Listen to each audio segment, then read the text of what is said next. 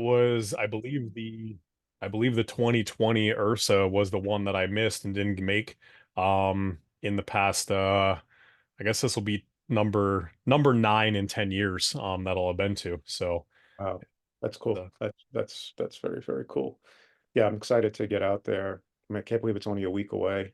And but it's going to be just, seeing all the I love seeing all the booths and all the exhibitors, but then also, the panels are so great. And then just there's so many cool people just walking around that you know, suddenly yeah. like, oh, I know you, and it just becomes, and then you want to see all these exhibits, and you find that for 4 hours you've only moved about 100 feet.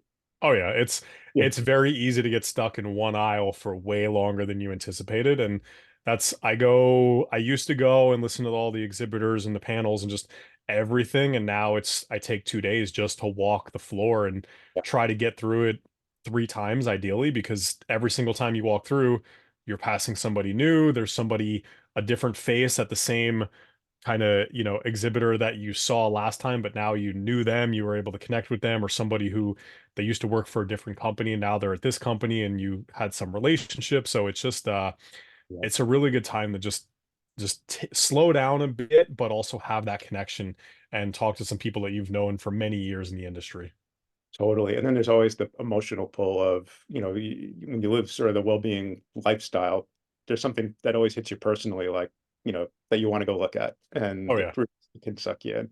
So, Yeah, there's been a few times where I didn't bring a suitcase to bring the thing home. I have to investigate shipping to get this thing home for right. sure. Exactly.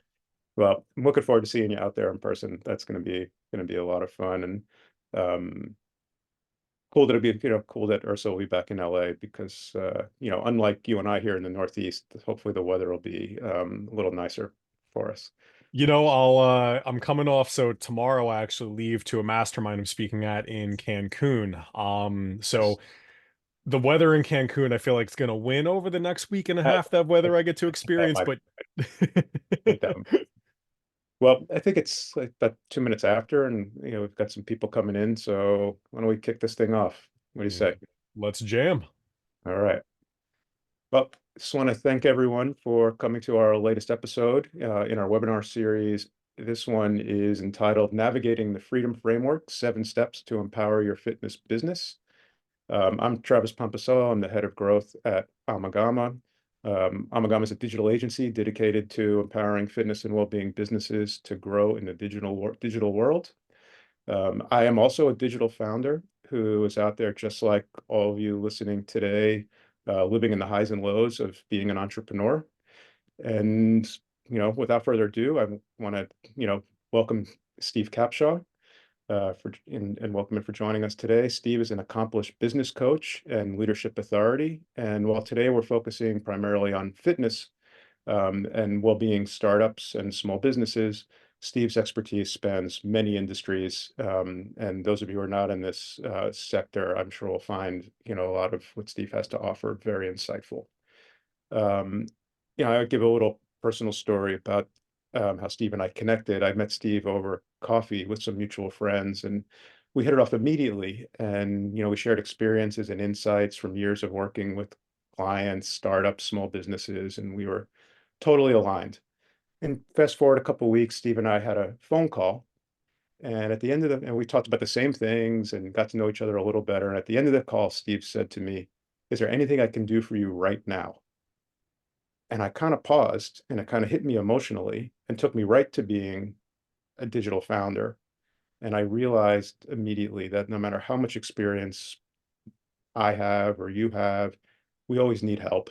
And chances are we need it right now. So, Steve, it's great to have you here. And well, I'll let you go ahead and introduce yourself a little deeper. Yeah, I appreciate that, Travis. And I vividly remember the conversation, which is it only happened a couple of weeks ago for that follow-up, but at the same point, there's a lot of things that happen in a couple of weeks in a busy life. And I remember standing in the airport, I was getting ready to fly out of Newark and just getting to connect. And it was one of those conversations that was just honestly easy. So I think it's one of those things where you kind of like I, and especially right now in a season in life, is just want to help people and really go out and how do you do that? So it's something that's important to me to be able to make sure, hey, are the people around me that are rooting for me to win, can I help them and root for them to win in some way as well, which sadly in today's world there's not enough of, or at least I don't believe there's enough of. So us entrepreneurs got to go out and stick together to help each other win. But Yeah. Yeah, no question. No question. I think, in this world we are now, sadly amongst mass layoffs and companies changing the way they've done things in the past to the way they're going to do things today, it sure seems like even if you're working at a small medium enterprise or a large corporation, you need to be entrepreneurial and maybe not necessarily an entrepreneur because you're on someone else's dime, but those entrepreneurial pieces are, I think, super important to bring to the table and round out your offering to that organization, regardless of size. So, Steve, I feel like we'll never have enough time to talk about the freedom framework that you've put together. I'm certainly excited to kind of go through it with you and share that with everybody here. So I'll let you, you're out there speaking all the time, so I'll let you kick it off. yeah, it's the first question I'll usually get asked is where did the freedom framework come from? Like why is it important? And in in hindsight, which is always 2020, but I get to look back and really my professional career, but my entire life as a whole, and understand where it was built from. Without going too deep into the personal side, I grew up poor. I have vivid memories of going to the supermarket and using food stamps to buy food poor. Living in a trailer and I mean, I own a trailer today as well, an RV, so nothing against that, but you know what I mean when I say that. And parents separated early, mother drug abuse. I vivid memories of just drugs and just dirty house and all these things, and eating what I thought was fruit at the time, only it's fruit out of a can or vegetable out of a can, and not really understanding what true health was, and just never having some of those call figures for me to look up to and truly learn from. And in the moment you're always this, oh, I don't want that, or this sucks, or my life sucks, or I was handed a bad deck of cards, whatever it might be, you dealt a bad hand of cards, and you look through all these things and you look back and you understand that those experiences are who or what shape who you are today.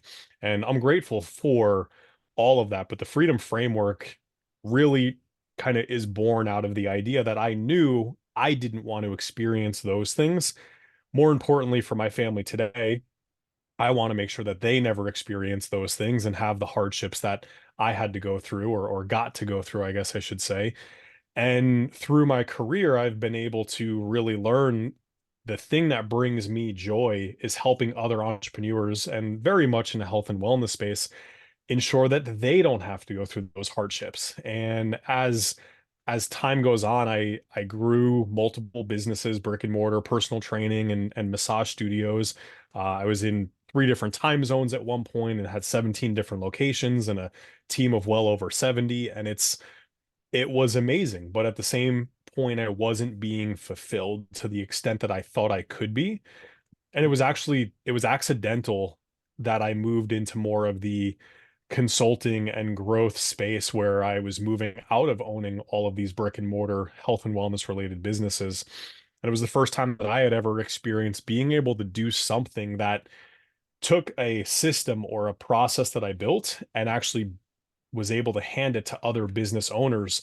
And it was that click of, they're not going to risk their savings to the extent that I did to do this thing, or they don't have to put their house on the line. Or if they do, there's a higher odds or higher chance that they're going to succeed if they're willing to do the work and willing to put in the time. And I share that just a little bit of freedom to me really comes down to being able to do what you want to do, when you want to do it, and how you want to do it. And as a child, I didn't experience that. Everything I was able to do was a byproduct of, can I afford it? And can we figure out a way to get me there? And it was this lack of freedom that the name of the freedom framework, the naming convention, really came to be. And it was through my years of owning and managing and running businesses that I saw, again, in hindsight, some of the processes that allowed me to grow. And then my interactions that I've had with other entrepreneurs where I can see if they would just get that thing done, all of a sudden they'd be in a different place. Or, hey, you shouldn't be working on that thing anymore, and your life would be different. And through all of that, the Freedom Framework came to be born. So, freedom, 7 letters, is 7 steps. And step number one, that first F, is filter. And like I just said, like, get it done, or maybe don't get it done, or whatever the case may be. But filter in of itself is understanding what we should be working on. And I think if I can offer or say what my biggest gift is, it's taking things that are complex and simplifying them, and taking things that are emotional and putting them over into logic. And if Mm. we have simple logical things, we're talking 1 plus 3 style things versus square root of 79 times 4.38 pi squared stuff, where it's in business, in the problems we perceive we're trying to solve, they're very complex. But somebody on the outside looking in can simplify that and help make a real conversation. But we need to speak the same language. We've all heard a story of centimeters versus inches and it messing up a space shuttle and things like that. And no, let's get simple and let's get logical. It doesn't mean we won't get complex again or we won't get emotional again, because those experiences help you in your decision making. You need to lean on them. But so that way we have a system to follow that's repeatable, and we now can understand what's going on in terms of our conversation. So first one is F, filter. Filtering is the art of going around and focusing or finding what you need to focus on. And this is the single thing I'm going to put my time and intention in. If your team is large enough, yeah, you can probably focus on 2 or 3 things, but entrepreneurs themselves tend to dive into a thing and insert themselves in there. And there's a lot of times where they're doing 40 different things, and it's hard to understand what's going on. It's hard to understand what the biggest opportunity is. So step number one is filtering. I do have an entire process or formula that I use there, but we're going to need days to go over all the pieces. But we all look at these KPIs in our businesses, our key performance indicators, our metrics, our numbers, whatever you call them, and we typically have this really long list that's vertical, or we write them on a whiteboard in a meeting room and we're talking about them, and they all have equal importance on that board, on that piece of paper. We don't understand the dependencies that are built into those, what things lead into the other, and we need to have a better way to actually kind of shuffle that out. So happy to share a little bit more on that if we have some time at the end. But step number one is the F, the filter. Your second step, R, is relate. The biggest issue that we have as entrepreneurs is we do everything ourselves. Oftentimes, as your business gets big enough and we look at some of the biggest leaders in the world, and we understand what they're doing, they take the problem they're solving, the division of their business, the whatever it might be, and they relate it to a person, a system. They hand it off. They go and say, this person, this system, this insert focus point, if you will, is going to be the thing that actually goes out and gets this thing done. They're the one that's responsible for it. They're the one that's responsible for getting it across the finish line. You might help them. You might give them some insight and some goals, but relating it to a person is going to be important. Relating it to a system is going to be important because you can't do everything. Now, as a startup, if you're a solopreneur or you're a small team, you might have to relate certain things to yourself, and that's okay.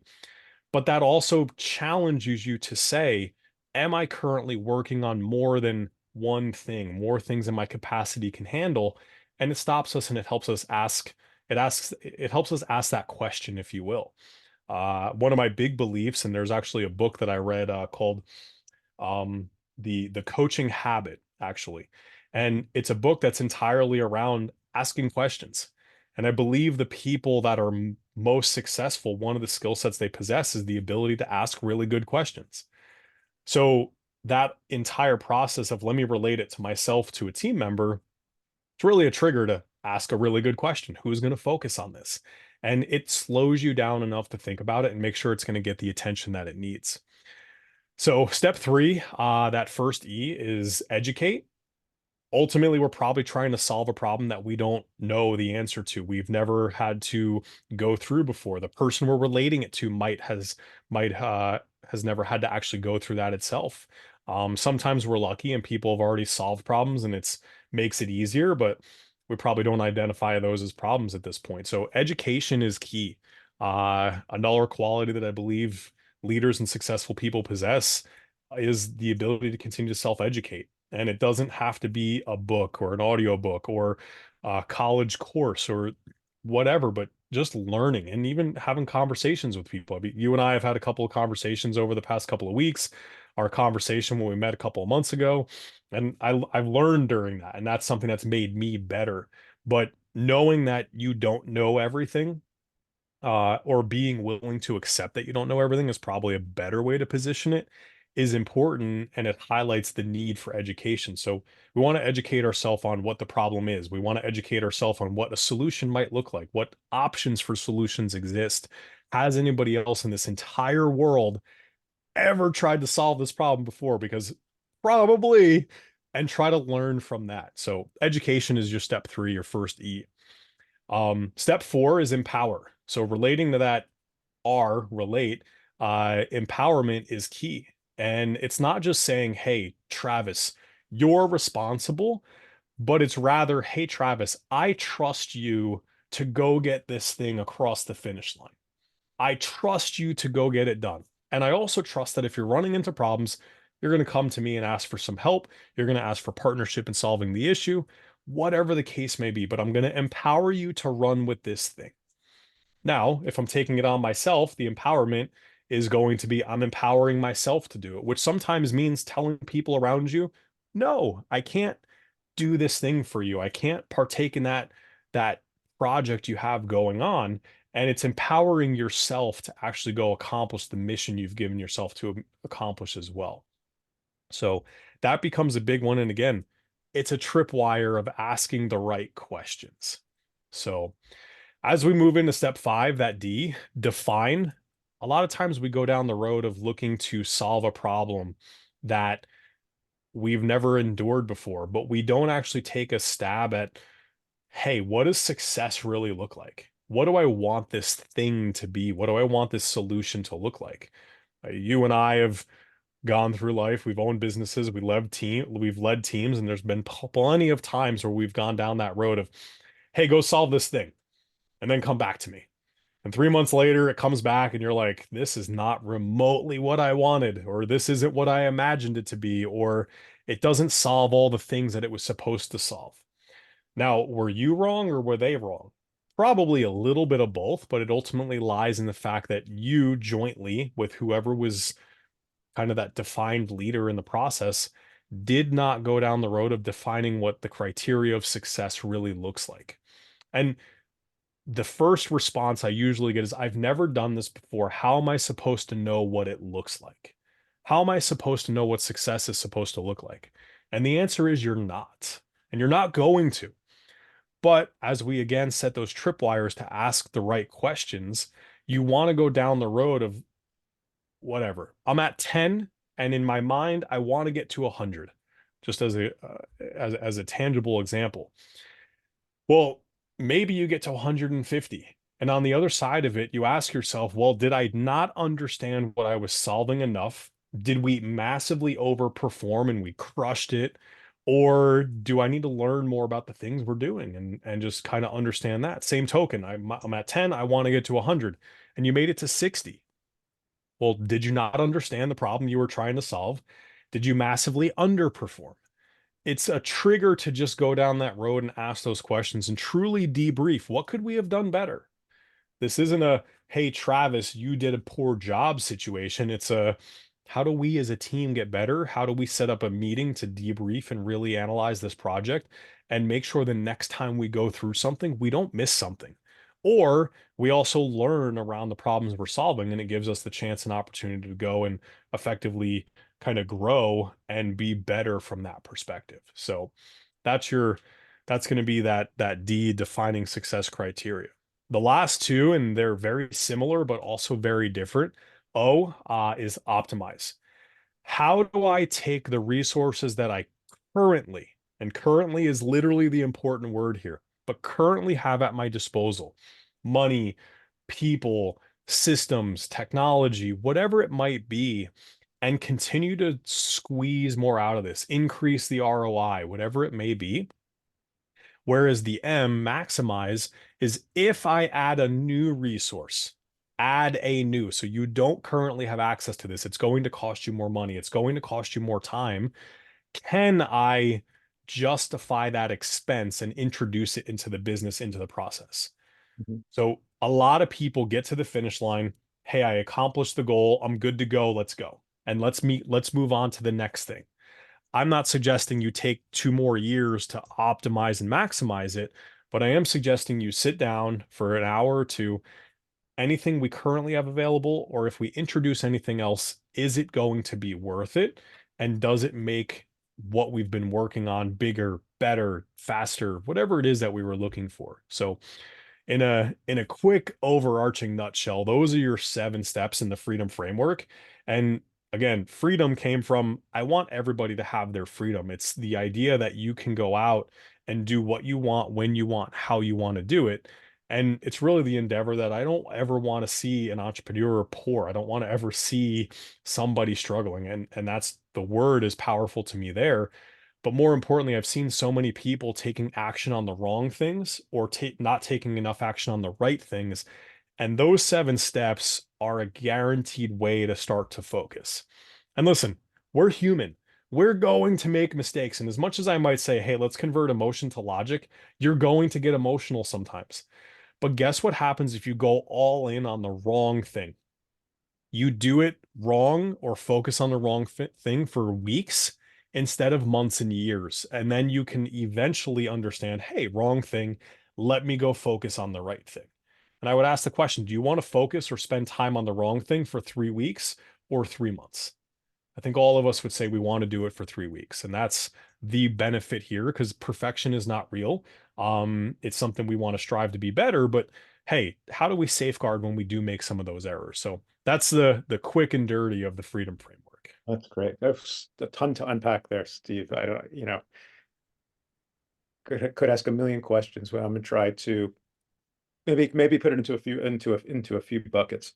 Perhaps some that I personally, but also know other entrepreneurs sort of struggle with, or some notions.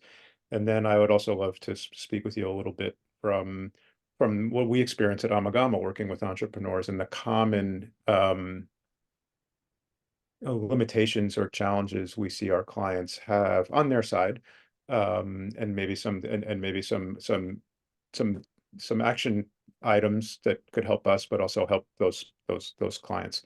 One of the things that really resonated with me, when you were discussing F in particular, is I think every entrepreneur, solopreneur, has been quizzed with, what does success look like for you? And that's something I think everyone has always struggled with because of, um, no one wants to be judged with how they answer that, right? They don't want to say money, right? They don't want to say, these types of things. And there was a lot in F there, I think, that is maybe a different perspective of how to sort of get to that, what success means to you. Yeah, it's a hard question. And sometimes if I'm doing a workshop, we'll actually talk through what freedom, what success looks like to a specific person. And we talk about spending time with family, loved ones, parents, kids, whatever it might be. We talk about vacations and we talk about their house and their car and their bank account, the financial freedom side of things. And we talk about all of those things.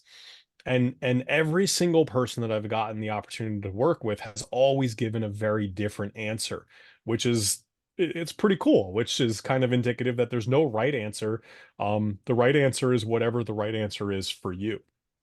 But the only way to go out and truly quantify what we can do that is very that removes emotion and makes it simple is for me to ask the question, how much money would you need in order to unlock all of those things? Now, I learned early because it used to be the question of, oh, what does retirement look like? And I think people who are entrepreneurs, they're out there trying to solve problems and they want to go out and continue to grow something. The word retirement scares us. It's that whole, I'm never going to stop working. I'm never going to stop earning money.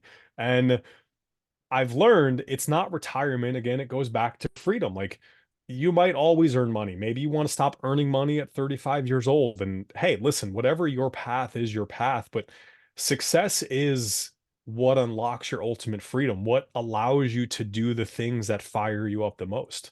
I once in my career owned brick and mortar locations, and I loved doing that. I liked knowing that somebody was losing weight, getting stronger. They were able to get a massage and go home and be a better parent or spouse because we remove stress. Like all of those things were very fulfilling for me until they weren't. And my version of freedom changed in that moment. And the moment to expand upon it a little bit was I got challenged by the CEO of Elements Massage franchise system.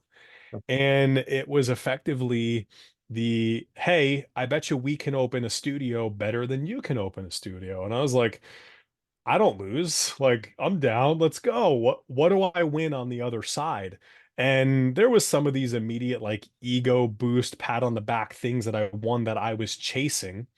And just for reference, because I like to say it, when I opened, they had already opened their studio about 3 weeks prior. And after 1 month of being open, they had 63 paying clients, which was really good for the history of the company.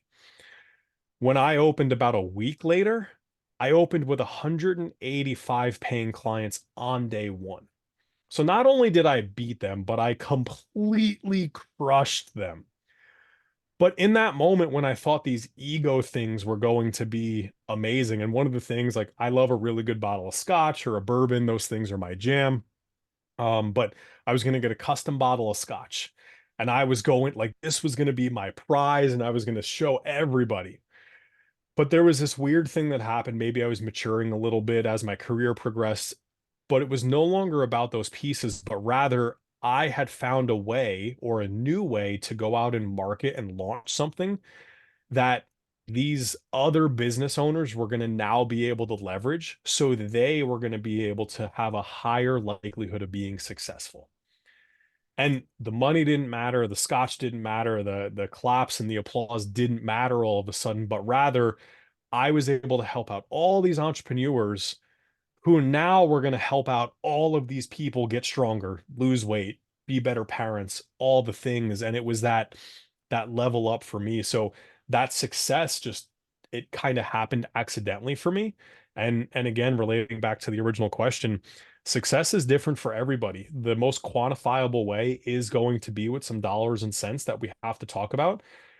But though that's a means to unlocking the freedom you desire and creating the impact you care about, it's not about getting the dollars and cents.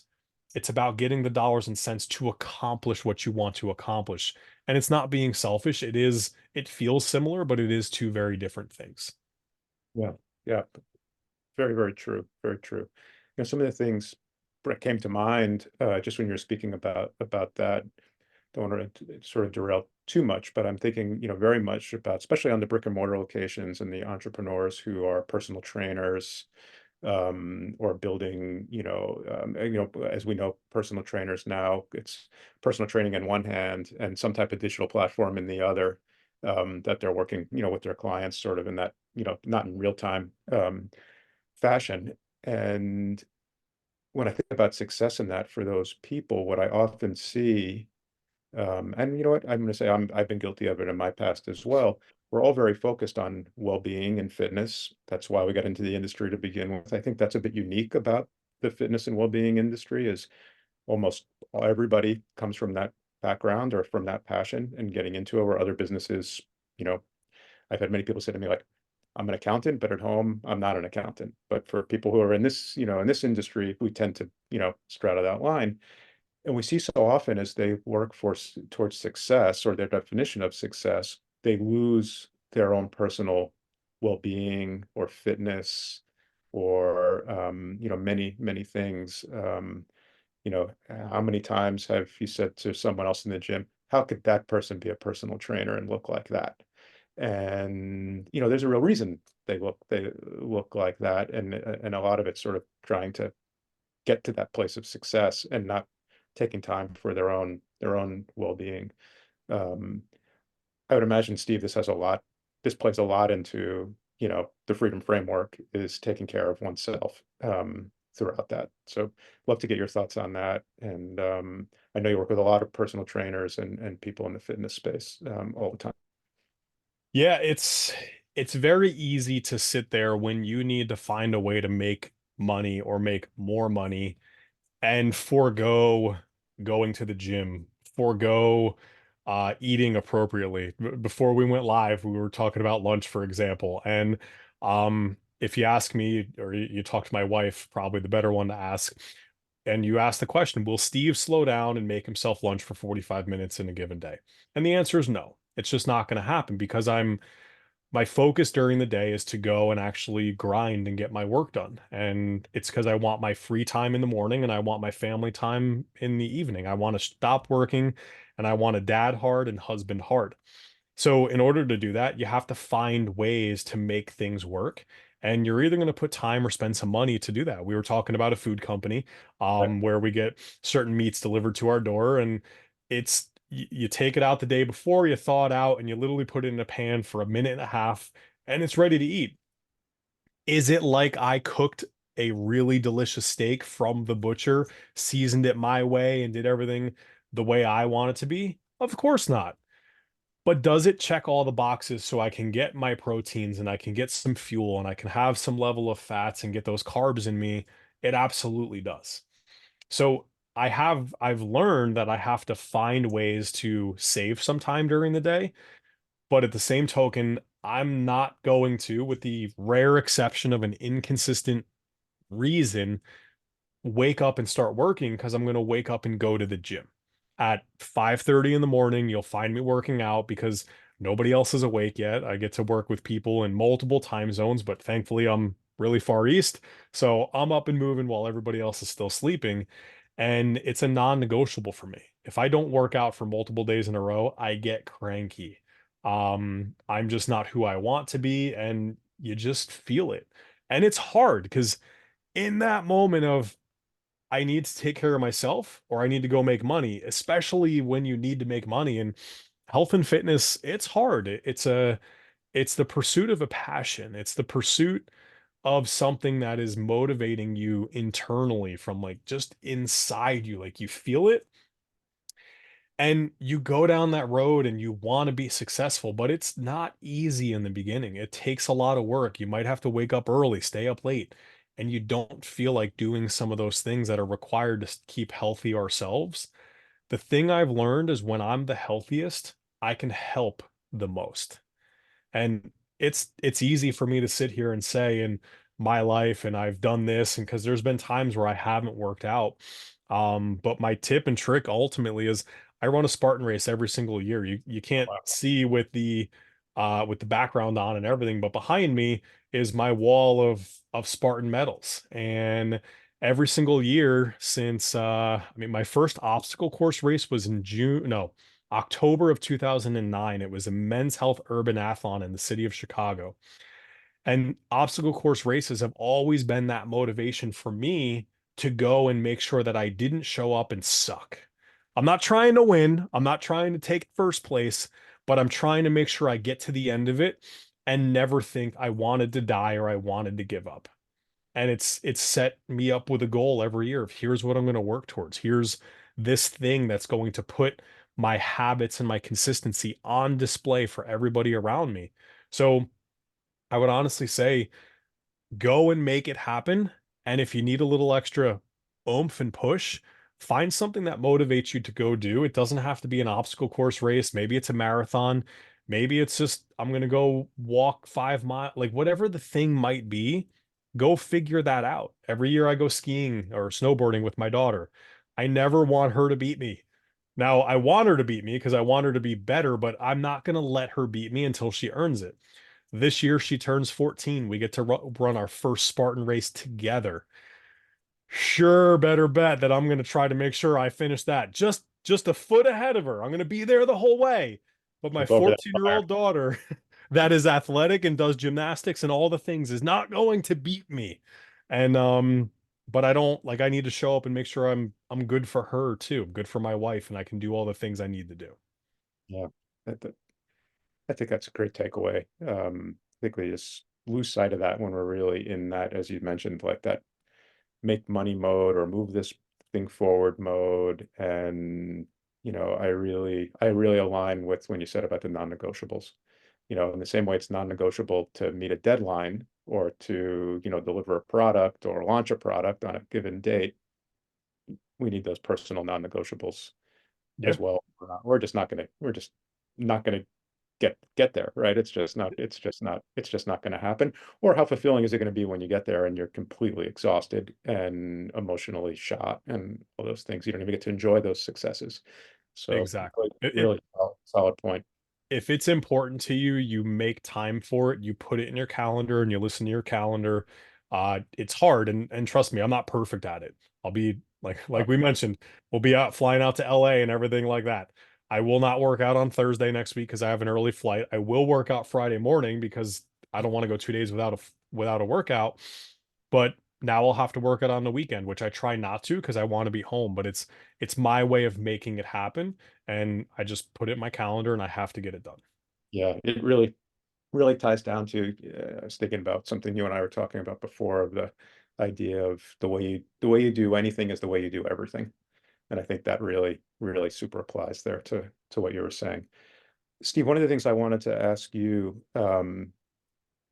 as an entrepreneur and something we see all the time with our clients, and I probably think all of us do it as human beings in general, is coming with the or having the big idea, being 100% sure that it's going to work and your hypothesis is valid and true. And the minute you put that in front of somebody, you're asked with, well, how do you know it's going to work? Because I know. Yeah.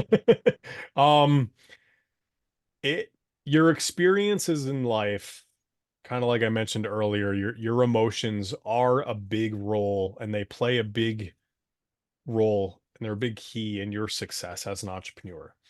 The freedom framework is truly meant as a way to make decisions and help communication and increase that. But you need to rely on your gut and knowing what you have is something the world needs. Oftentimes, when we have this big idea, it's something that nobody else has done, which means it's new and it requires some semblance of education and going out and just helping people understand what you do. Today, I am probably classified way more as an executive coach, an accountability coach, somebody who can speak well on communication amongst a team. At the core of what I do, it's the freedom framework and getting things done and ideally the right things done. But it's hard when you get up sometimes and people don't believe in you. That Mm, said, I think, and I kind of talked about it a little bit, is as you grow, and it's a challenge, but as you grow, sometimes the people you're with or you're around aren't necessarily always going to be the ones you need next to you. right. There's a lot of crazy entrepreneurs in this world that would believe in your idea wholeheartedly, every single ounce of it, because of the conviction you would have in your voice and in your tonality when you're talking to somebody. And that entrepreneur gets it. You might need to go out and surround yourself with more people who have had a crazy idea and brought it to life through some just perseverance ultimately. And it's a challenge, but there's a lot of times where, oh, go put a business plan together and go understand what your sales will be in this Excel sheet. And it's fun to type some numbers in there and understand like, oh, here's my attrition and here's my gain and I'll get this many leads and it'll be no problem. And this very linear thing shows you you're going to be a bajillionaire in just 9 months. Super easy, no problem. And then you can show that off, but oddly people believe you even less than, because it's this realm that they don't get it. Not everybody is meant to have amazing ideas and go execute them to the level that you can. Not everybody was given the gift of thinking outside the box and being able to go do the thing. And we need everybody in this world. We need all the people. It's not that one is bad and one is good, because if you told me to sit down and focus on this one thing for the next 10 years of my life, I'd be bored out of my mind and it's just not going to work for me. So we all have strengths and weaknesses, but your your gusto, your like belief and your drive is going to be key. And you need to lean into that and find the people who you can lean on and work with that are going to give you honest advice, but they believe in you as the person, not the specific idea itself, because you have to educate your consumer on it at some point in time. And when it's brand new, they just don't know any better. Yeah. Yeah. Very, very true. Very, very true. Well, we got 20 minutes left. You and I sort of have a somewhat set intention about being useful and giving value to people. So I'd love for questions. Anyone have any questions in our audience? Would love to get those answered, and promise to wrap this up with some key action items from Steve that you can start applying with this. So I There, will. there was one question that was posted in the Yeah, I see chat. that one here, and I'll read it. I'll read it aloud. From Patricio, it's the transition from being on the front line to becoming a consultant require a mindset shift. Do you keep emotional distance from your customers' problems? How do you do that?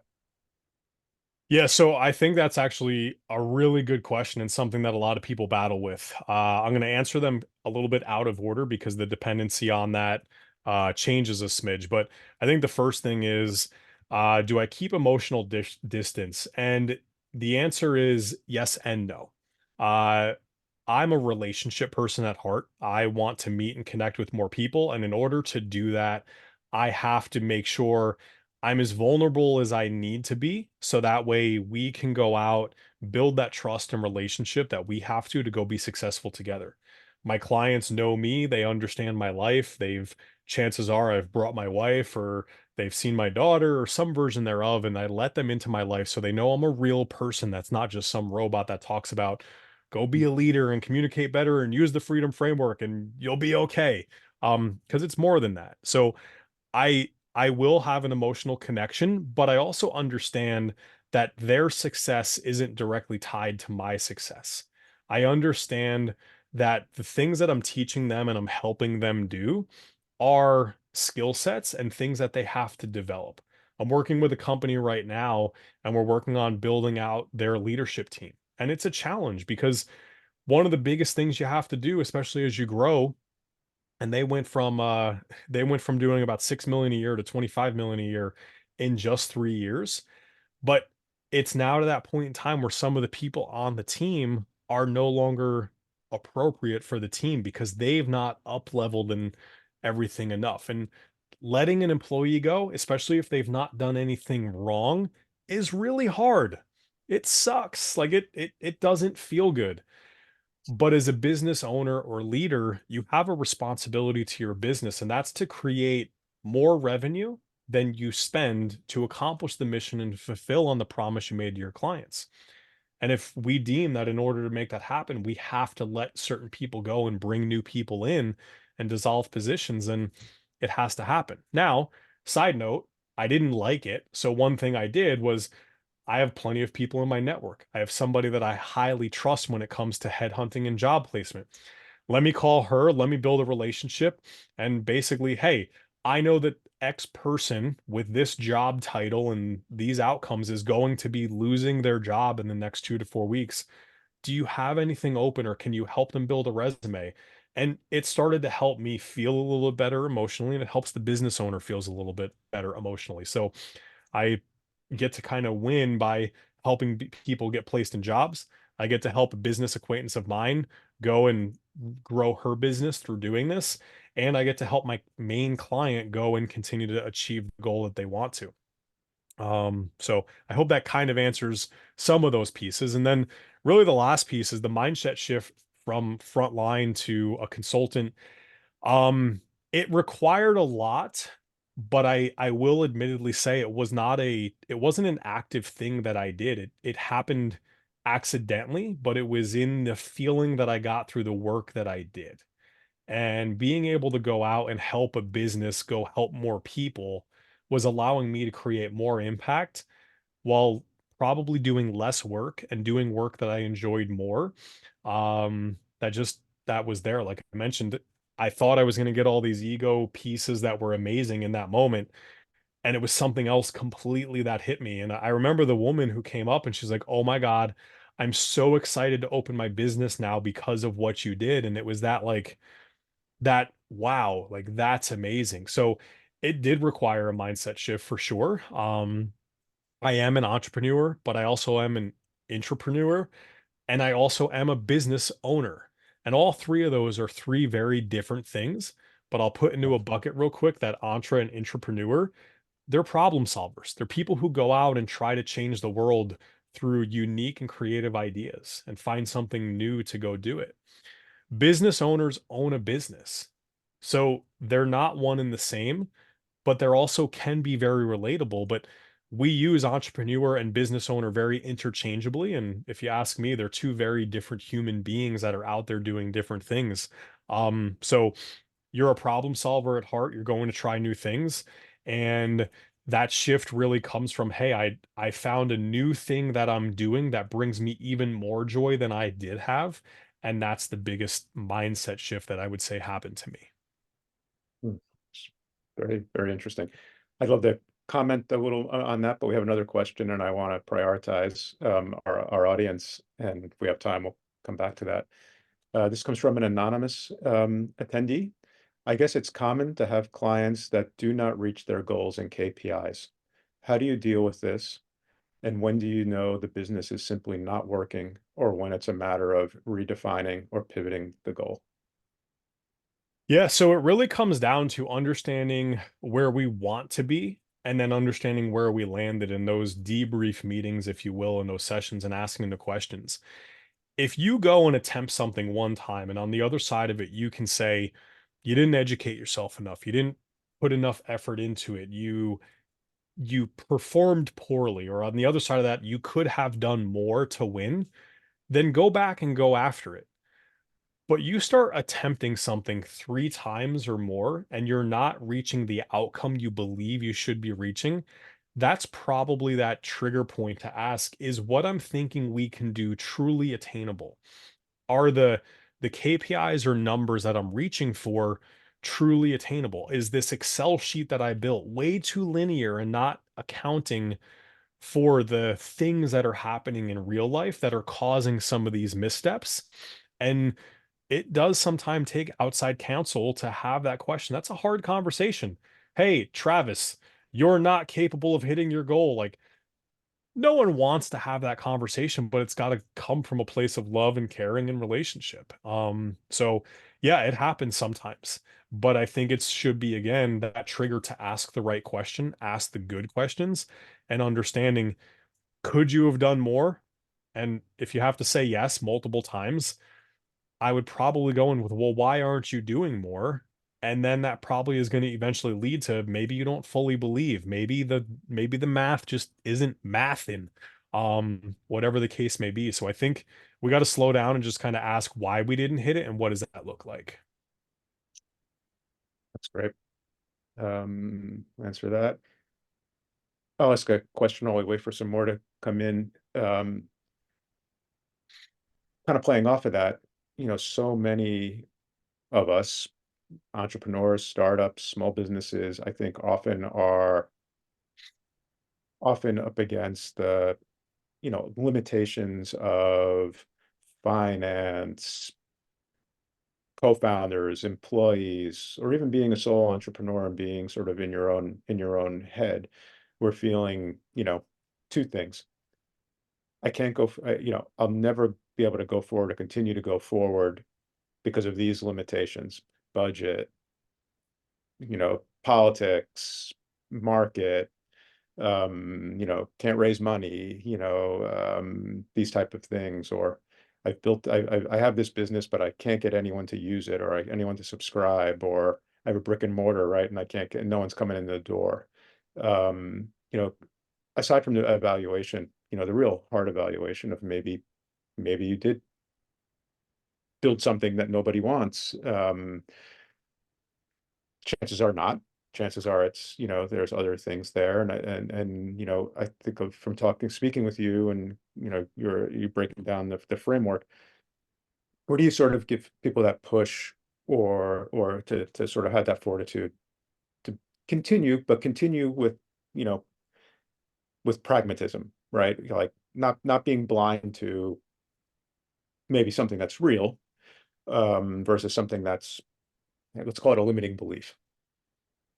Yeah, so one of my favorite sayings and lessons learned came back in 2017 actually, and it's when shortly after the elections happened, new president, and all of the data with Facebook marketing and things like that all got changed overnight.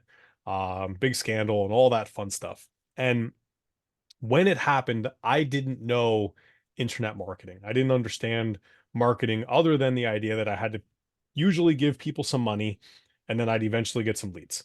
And that was the extent that I knew about marketing. And not entirely joking as I say that, all of a sudden overnight, I had to learn marketing for my businesses to survive. And that next day, I did nothing.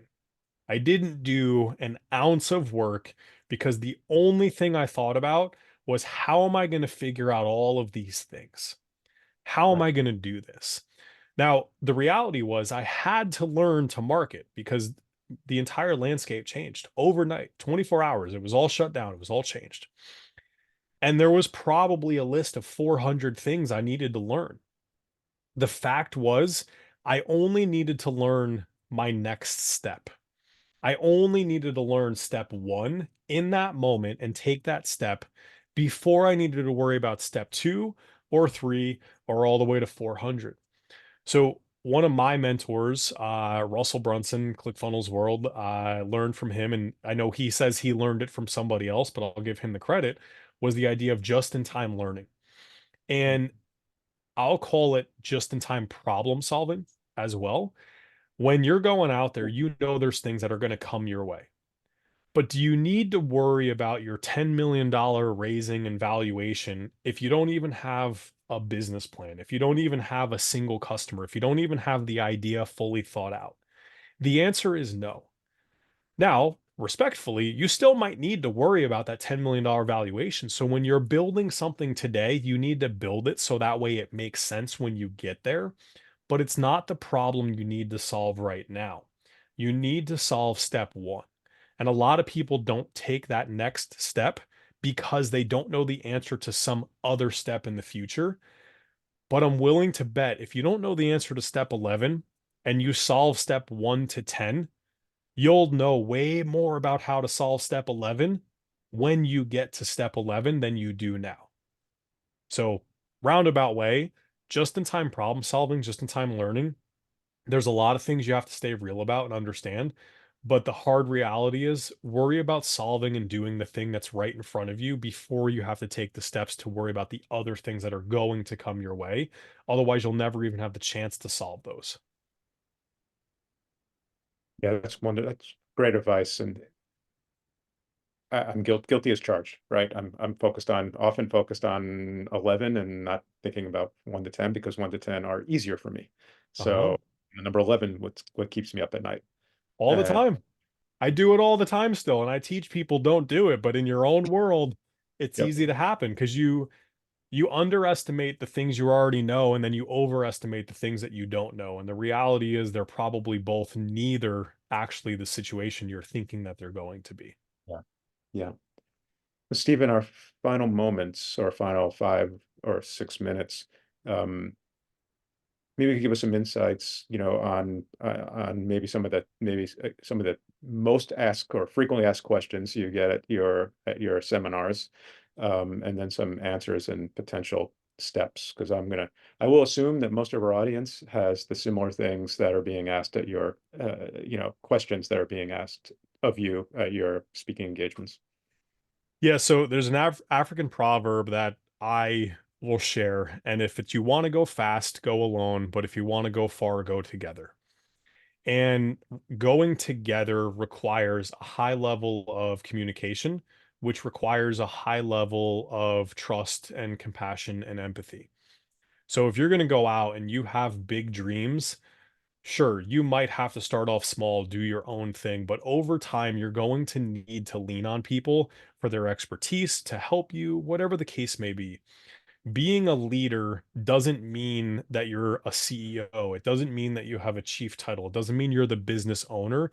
It just means you're a person that people are willing to follow and go with. So, if I can really implore you to work on a single skill that's going to help you in life, it's develop your leadership skills, it's develop your self leadership, develop your ability to communicate with people around you and express compassion and empathy. I'm not perfect. I have to grow in all of these areas every single day, and I don't think anybody is perfect. But if there's something that I do, I would believe exceptionally well, it's my ability to be a leader and communicate with people. I can rally people around an idea, and it's not false. It's not making fake promises. It's not blowing smoke for the sake of just saying it. It's around being truthful, and that's where you build those relationships. So, I think one thing that often happens is I don't know how to get my team to do insert thing. I don't have enough resources to go get my thing done. And I would challenge you that you probably don't, but you don't because you don't have the leadership skills developed yet to go out and drive. So listen to some books. The Coaching Habit, which I mentioned earlier, is one of my favorite books. And I believe the best leaders ask the best questions. They don't know all of the answers, which is another kind of pitfall of, oh, I own this business. I'm a leader. I have to know all the answers. No, if you go to somebody, I own this business, but I don't know the answer. Can you help me? Imagine how much relationship currency that builds and that level of trust that person's going to have versus you fumbling each step of the way and trying to go down this road of pretending when the reality is you just have a quick conversation. I don't know this. I'm being vulnerable. Can you run with this thing? I trust you. It's going to turn out better. So go read some books, go learn the leadership and communication skills that are going to help you develop. Those will pay dividends that are so much higher than any ROI you ever hear anybody talking about on anything time and time again. That's a great takeaway. And you mentioned something to me earlier about in our last minute that I would love for you to share because I've been thinking about it since you mentioned it to me when we sort of had our little pre webinar chat. I'll give you the one word because you'll remember because I'm going to say it wrong. It was around aiming and firing. Yes. So the saying is ready, fire, aim. And I've heard that saying. I've heard people, go out and just take action and ready, fire, aim for as many years as I've been a business leader. So we're going on, I don't know, 18 years at this point in time. And I always understood it to be, you know, yeah, sure, just go take action, ready, fire, aim. And literally in August of this past year, 6 months ago, somebody else said it differently in a different situation when I was ready to hear it a different way. And it hit completely differently than it had ever before. From a very logical perspective, you get ready and then you fire and you see where the bullet hits, and then you aim based upon that. And all of a sudden, that click was like, oh, wow, I get it. They're actually using that hole, so to speak, as their aiming point based upon what's going on versus attempting to be perfect with that first shot. Yeah. So it was just, it landed so differently. And I've heard it for many years. And it was just one of those moments where you don't know everything and you'll never know everything. The moment you think you do is probably the point in time where you need to, I'll use that word, retire and just call it a day. Um, but there's always opportunity to learn something out there and bring something back to your world, your business, your life that's going to help you move along. So ready, fire, aim. Yeah, it really resonates for me. We are always speaking about, the clients around sort of the mantra around a, agile framework of, test, validate, iterate, test, validate, and it's a very similar thing. And we'll go back where we started, right? About validating hypothesis, right? You sort of need to have that, maybe that first bullet hole to make your adjustments and fire again. Yep. Steve, I wish we had more time, but maybe we'll have to do a part two. Um, We'll where definitely can do a part two. Yeah, where can people find you across this, digital universe? Yeah, pretty much any social media platform, just search my name, Steven Kopshaw with a PH and a K. You'll find me. The two most prevalent that I'm on is Instagram and Facebook. Can find me on LinkedIn pretty easily as well. But that's going to be your best bet. Great. And likewise for me, very active on LinkedIn. Please reach out to me, and if there are any questions you want to get answered by Steve or myself, I'll make sure that happens for you. And of course, check out Amagama at amagama.co, and look forward to Steve seeing you out at URSA in LA next week. And Yes, look forward to seeing this audience again at our next webinar. So thank you, Steve. Really appreciate your time. of course. Thank you, Travis, and thanks everybody. Bye bye.